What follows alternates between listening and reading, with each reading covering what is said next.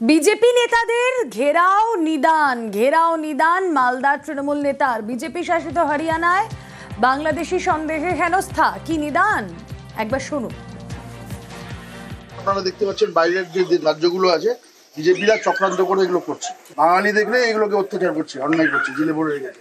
তো আপনারা চিন্তা করবেন না, আমরা সবাই আছি আপনাদের সাথে। বিজেপির যা এমএলএ আছে, এমপি আছে যারা, এবং বিজেপির নেতারা এলাকায় ঢুকলে আমরা এদেরকে উপযুক্ত ব্যবস্থা নেব, এবং আপনারা এদের প্রতি গর্জাতে হবে, এদেরকে ধরতে হবে যে এরা পশ্চিমবাংলায় রাজনীতি করছে, মানুষের কাছে এসে ভোট চাইছে, আর এরা আমাদের বাঙালিদেরকে বাইরের রাজ্যে গেলেই তাদেরকে অত্যাচার করছে, অন্যায় করছে, জেলে ভরে রাখছে।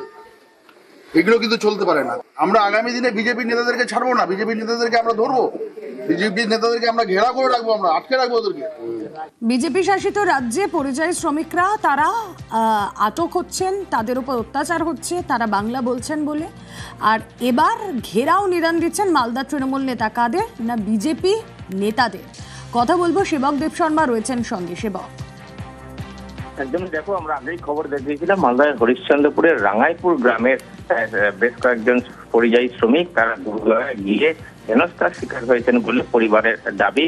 স্থানীয় পুলিশ তাদেরকে হেনস্থা করেছে এবং বাংলা বলায় তারা হেনস্থা নিগ্রহের মুখে পড়ছেন, এমনটাই দাবি এই পরিবারের। আর এদের সঙ্গে দেখা করতে যান তৃণমূলের শ্রমিক সংগঠনের জেলা সভাপতি বিশ্বজিৎ হালদার, এবং সেখানে তিনি পরিবারকে যেমন আশ্বস্ত করেন, পাশাপাশি নিদান দেন যে বিজেপি শাসিত রাজ্যগুলিতে যেভাবে বাংলা বলায় হেনস্থার মুখে পড়তে হচ্ছে মালদার শ্রমিকদের, তাতে করে বিজেপির নেতারা এখানে এসে ভোট চাইবেন তা আর হবে না।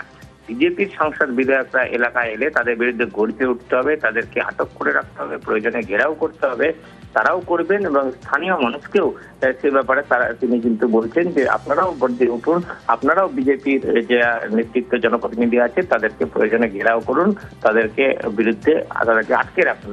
এই নিদানকে ঘিরে শুরু হয়েছে বিতর্ক, আর বিজেপিও এই নিয়ে সরব হয়েছে, কারণ এই ধরনের যে নিদান দেওয়া হচ্ছে তা সঠিক নয়, এমনটাই বিজেপিরও দাবি। সব মিলিয়ে রাজনৈতিক উত্তেজনা যেমন ছড়িয়েছে, তেমনি এই নিদানকে ঘিরে শুরু হয়েছে বিতর্ক। বেশ, আর শুধুমাত্র কিন্তু এই নিদানই নয়, তিনি তার এই বক্তব্যে অনর, তার টেলিফোনিক রিয়াকশন শোনাব। এই বিজেপি যখন ভোট আসে তখন ভোটের জন্য মানুষের কাছে আসে, এখানেও আসে ন্যাচারালি। তো ভোটের সময় আসবে, আর আমার বাঙালি এখানকার মালদা জেলার এই হরিশ্চন্দ্রপুরের বাঙালি কাজ করতে যাচ্ছে বিজেপি শাসিত রাজ্যে, আর সেখানে গিয়ে তাদেরকে নির্যাতন করছে। বিজেপির যারা আছে এখানে নেতৃবৃন্দ পশ্চিমবাংলার বড় বড় কথা বলে, ঠিক আছে? তো এরা কি কাজ করছে? এই মানুষগুলো যে এখানে নির্যাতিত হচ্ছে, এদের কি একটা দায়িত্বের মধ্যে পড়ে না? সাধারণ মানুষ এদেরকে ছাড়বে না, সাধারণ মানুষকে এদেরকে ঘিরে ধরবে। এবং আমরা তৃণমূল কংগ্রেসের পরিবার, আমরা একদম গণতান্ত্রিকভাবে এই সমস্ত বিজেপির নেতাদেরকে আমরা কিন্তু ছাড়বো না, এবং আমরা তার বিরুদ্ধে ব্যবস্থা নেব। এবং তিনি যে তার বক্তব্যে অনর সেটা স্পষ্ট বুঝিয়ে দিলেন যে শুধুমাত্র সাধারণ মানুষকে সেখানে গিয়ে, পরিযায়ীদের পরিবারকে সেখানে গিয়ে তিনি ঘেরাও করার নিদান দিচ্ছেন তা নয়, তিনি কেন তার বক্তব্যে অনর সেটাও স্পষ্ট করলেন তৃণমূল নেতা। আর এদিকে এই পরিযায়ী শ্রমিকদের সর্বনাশের মূল কারণ তৃণমূল, একথাই বলছেন সুকান্ত মজুমদার। চেষ্টা করে দেখতে পারেন ঘেরার জন্য, তবে আমরা ঘিরতে শুরু করলে তখন কিন্তু চিৎকার চেঁচামেচি শুরু করবেন। আমরা কিন্তু সব জায়গা থেকে এমন ঘেরা শুরু করব, এমন টাইট দেবো, তখন বাবারে মারে করে চিৎকার করতে হবে। বাঙালি পরিযায়ী হেনস্থায় পাল্টা ধমক।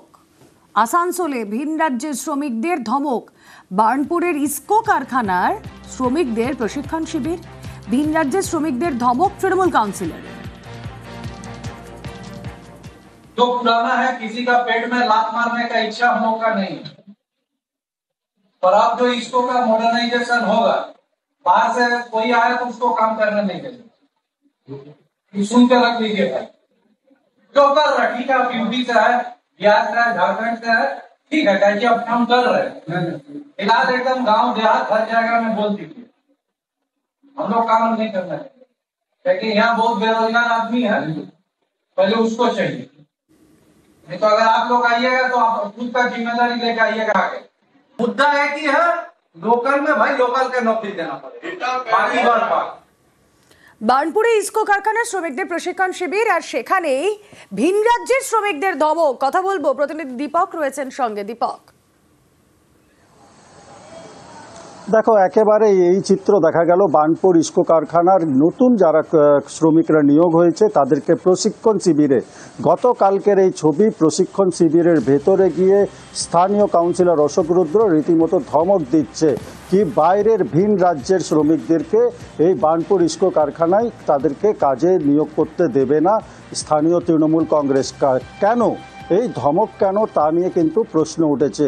এই ধমকের কারণ হচ্ছে কি আসানসোলের যুবক যুবতীরা এই বার্নপুর ইস্কো কারখানায় কাজে তারা নিয়োগ পাচ্ছে না, জায়গা পাচ্ছে না, বাইরের রাজ্য থেকে এসে এইখানে শ্রমিকরা কাজ করছে এবং তারা বঞ্চিত হচ্ছে আসানসোলের মানুষ, যার ফলে কিন্তু আসানসোলের মানুষকে ভিন রাজ্যে যেতে হচ্ছে এবং সেইখানে তাদেরকে আক্রান্তের শিকার হতে হচ্ছে, কোথাও তাদেরকে পুলিশ বন্দি বানাচ্ছে।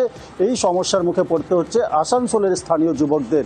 তাই বার্নপুর ইস্কো কারখানার আধুনিকীকরণের কাজ হবে, 12,000 কর্মী নিয়োগ করা হবে এই বার্নপুর ইস্কো কারখানায়। সেইখানে ফার্স্ট প্রায়োরিটি দিতে হবে স্থানীয় বেকার যুবক যুবতীদেরকে।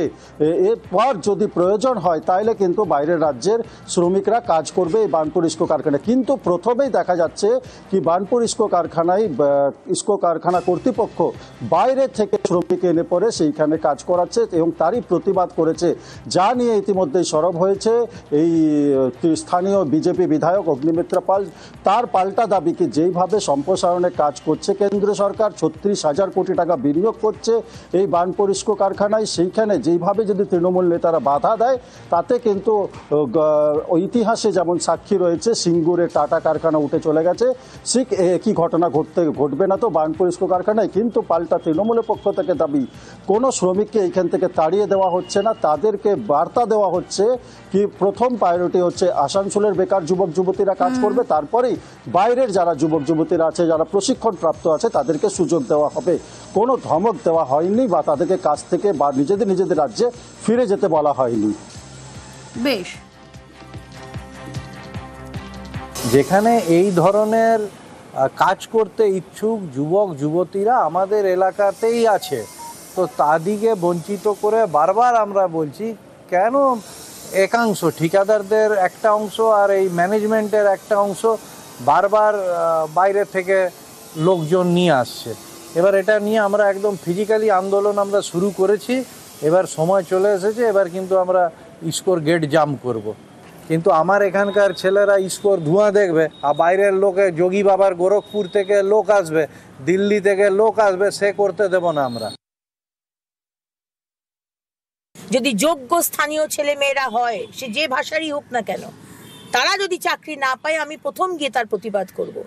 কিন্তু স্কিল লেবারে পরীক্ষা দিয়ে বা প্রসেসটা ফলো করে যারা এসেছে, আপনি সেখানে গিয়ে হুমকি দিচ্ছেন, আপনি গোরখপুর থেকে এসেছেন দেখে নেব, এটা কোথাকার সিস্টেম?